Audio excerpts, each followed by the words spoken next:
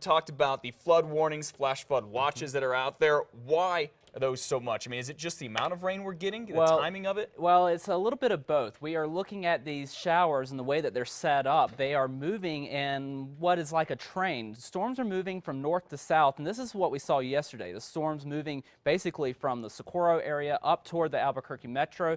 And the storms are moving rather quickly at about 15 to 20 miles per hour. So if they're moving so fast, why are we seeing the flooding? Well, the reason for that is because they take the same track over and over. So we have numerous showers continuing to rain over the same locations. And when that happens, we start to get a little bit of that flooding, and we saw some pretty impressive rainfall numbers yesterday due to that. Over 3 inches at the Bosque del Apache, 3.5 inches in Socorro, and we even managed to reach up to about 3/4 of an inch in Belen, and we reached actually near an inch in Albuquerque. So we continue to deal with that same situation this morning, although it is a little bit farther east. We have those flood warnings from San Miguel County extending down to Chaves County.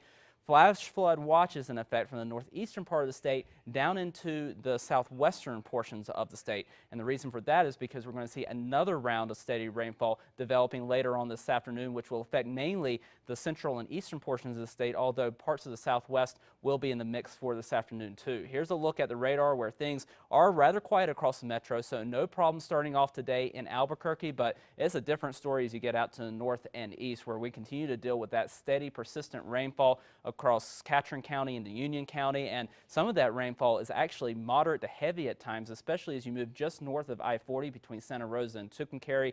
Eastern portions of San Miguel County seeing quite a bit of rainfall, and that will eventually move into Harding County. And south of here, we see another area of moderate to heavy rainfall in northern Chaves County and southern portions of Debaca County. And we will continue to deal with the rainfall across the eastern part of the state throughout the morning hours and into the northern mountains as well, where we are getting reports that some of that shower activity is continuing there as well. And we'll look for another round of the shower activity again this afternoon. 64 degrees the current temperature with a calm wind. We're looking at temperatures mainly in the 50s and 60s across the north down to the south.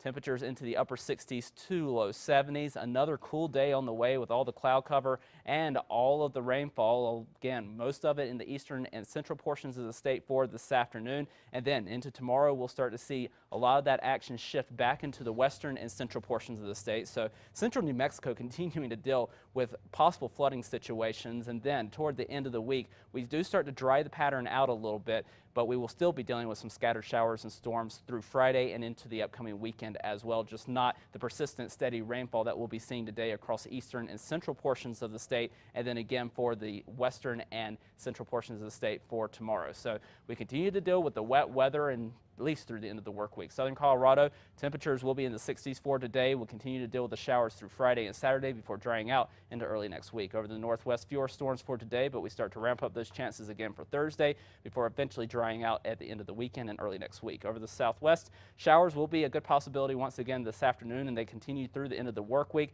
Spot storms by the weekend. Over the southeast, rain at times today, highs in the upper 70s to low 80s. We'll be looking at scattered storms through Thursday and Friday before drying out over the weekend into early next week. Over the northeast, we'll continue with the rain this morning, and we'll look for another round this afternoon. And the showers continue through Thursday and Friday before starting to dry out over the weekend. Over the northern mountains, showers and storms continuing this morning and through the afternoon, and will continue through the end of the work week as well. Over the east mountains, we'll be looking at rain at times, highs into the mid 70s, upper 70s to near 80 degrees for the metro, with another round of rain on the way for the late morning hours and into the afternoon.